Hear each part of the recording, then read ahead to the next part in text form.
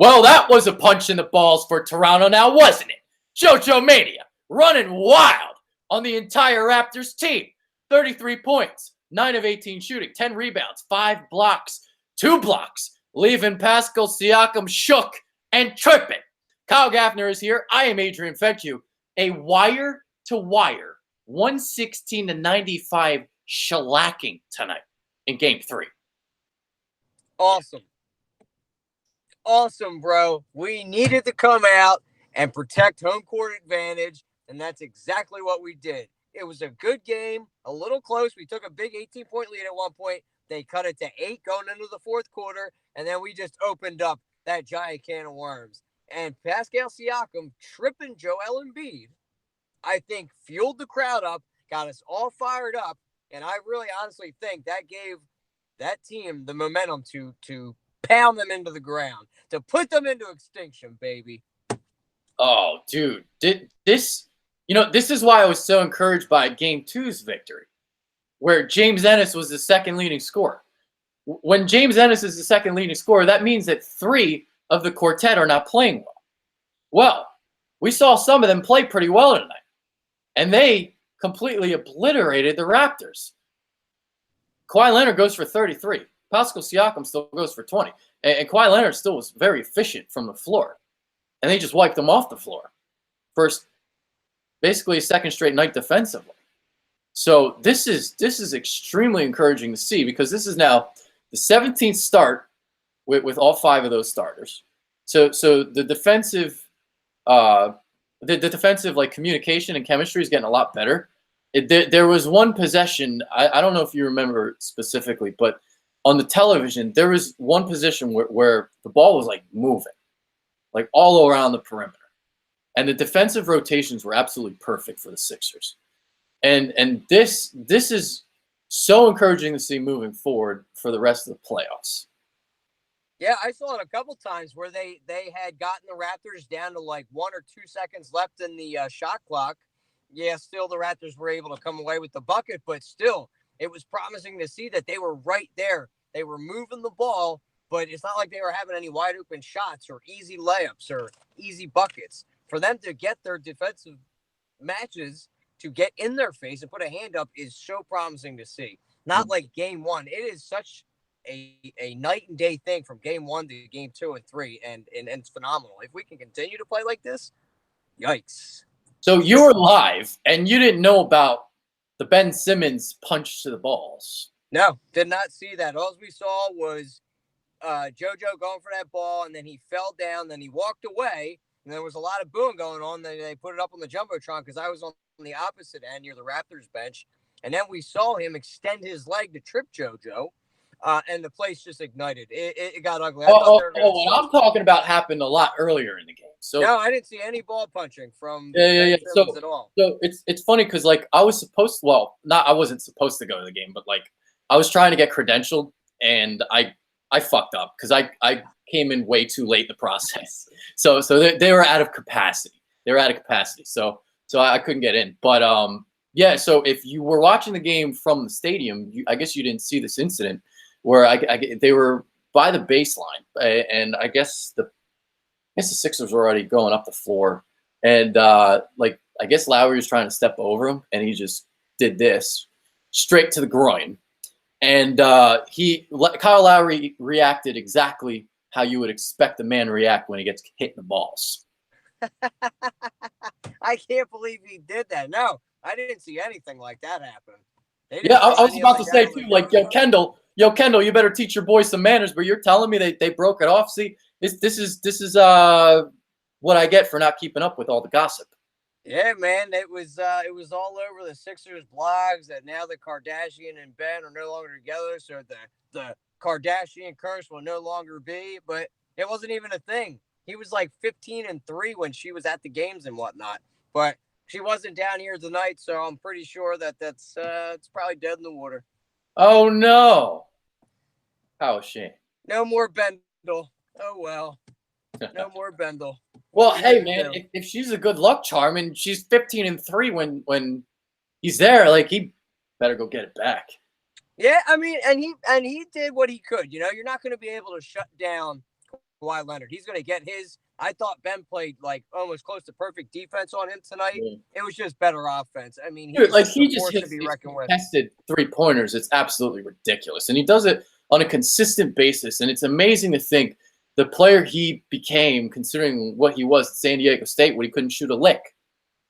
I know it just shows you his fortitude and working hard and going into the gym and then falling in the right place. Him going to the Spurs and learning under Popovich was the best thing that could have happened to him.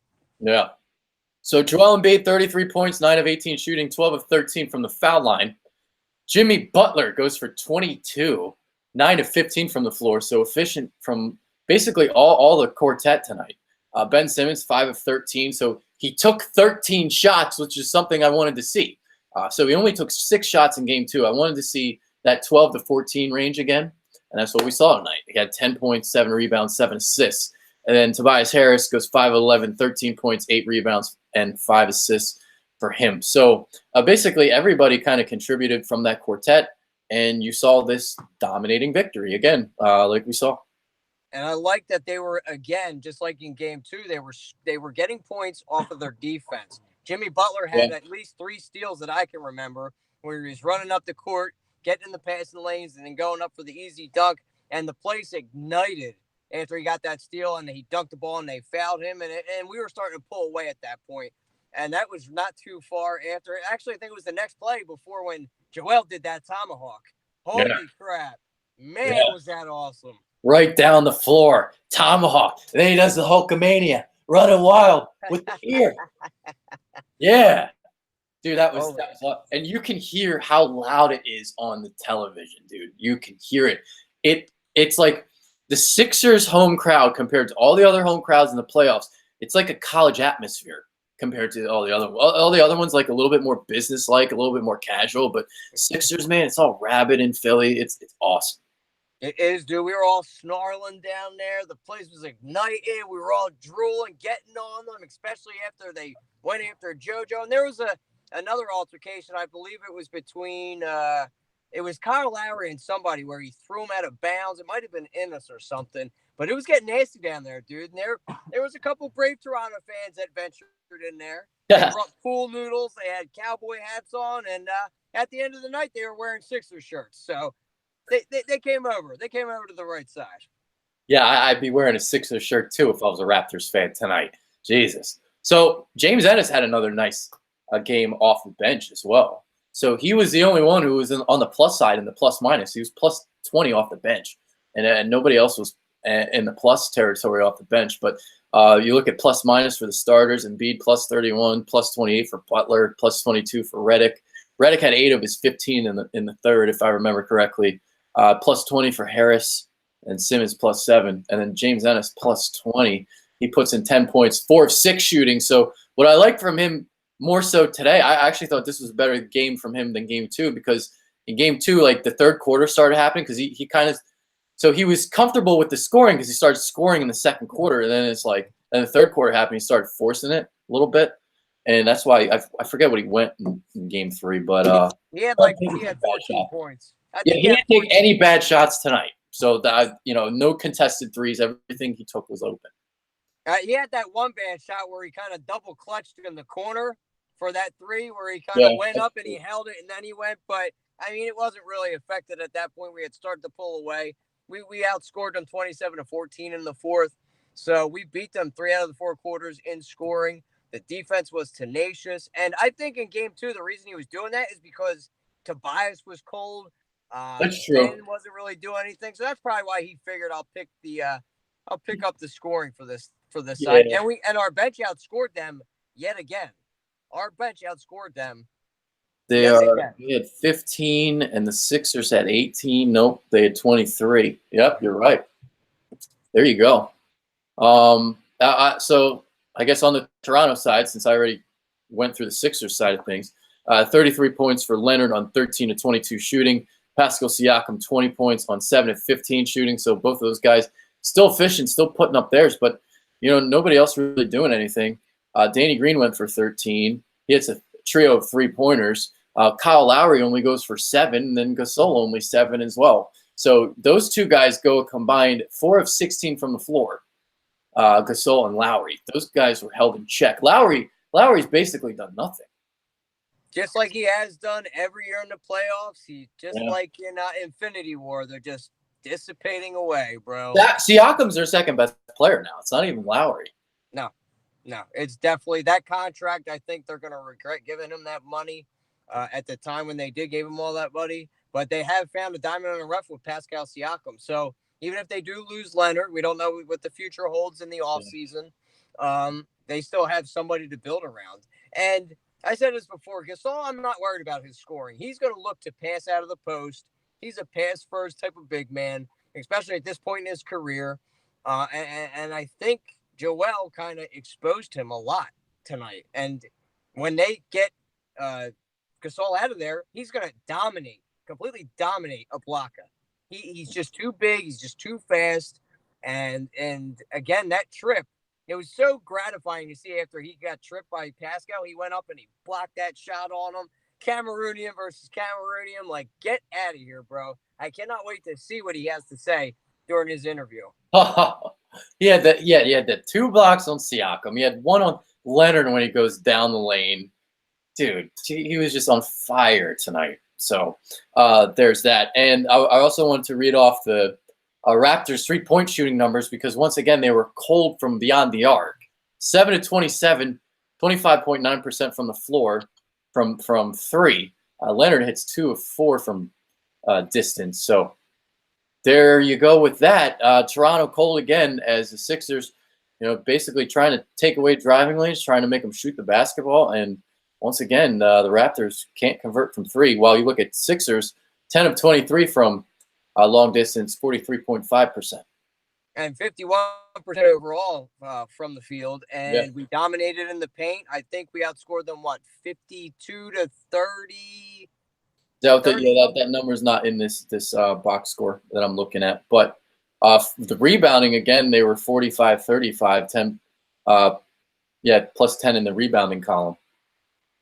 Yeah, the second chance points are going to help you out. We were efficient with our offense tonight, and give credit to Brett Brown for the rotations. I thought he called another stellar game tonight.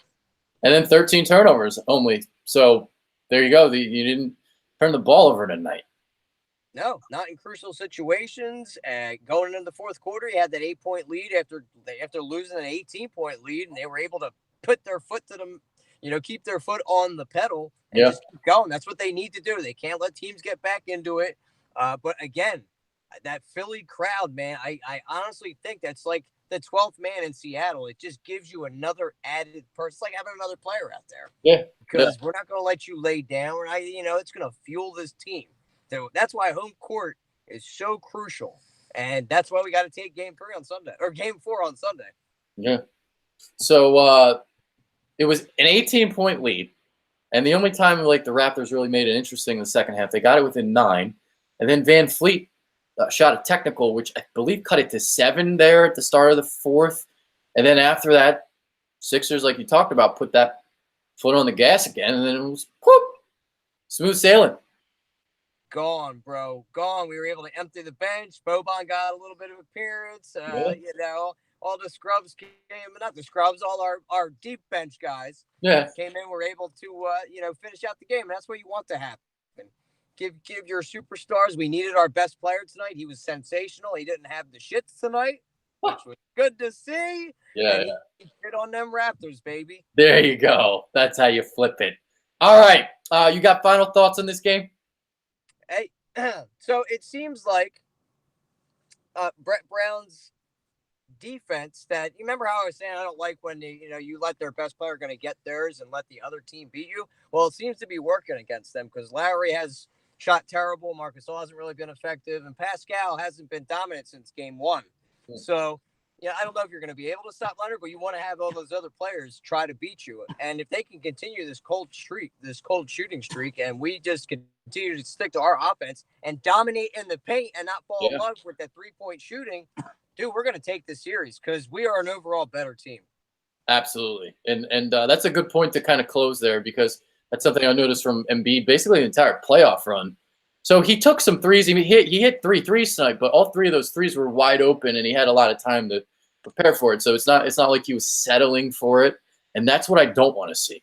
I don't like when he settles, but he hasn't really settled this entire postseason. And he's taking what's in front of him. He's taking what's there. He's getting to the foul line. He shot 13 free throws, I think it was. And then he's 9 of 18 from the floor. So just a complete dominant performance from Embiid, offensively, defensively, everything. So there it is. All right, that's it for the show. Can't wait for Game 4. That's Kyle Gaffner. I'm Adrian Fecchio. Dude, to be honest, I will say one more thing before we close. I didn't take it seriously that the Sixers would win this series until Game 2.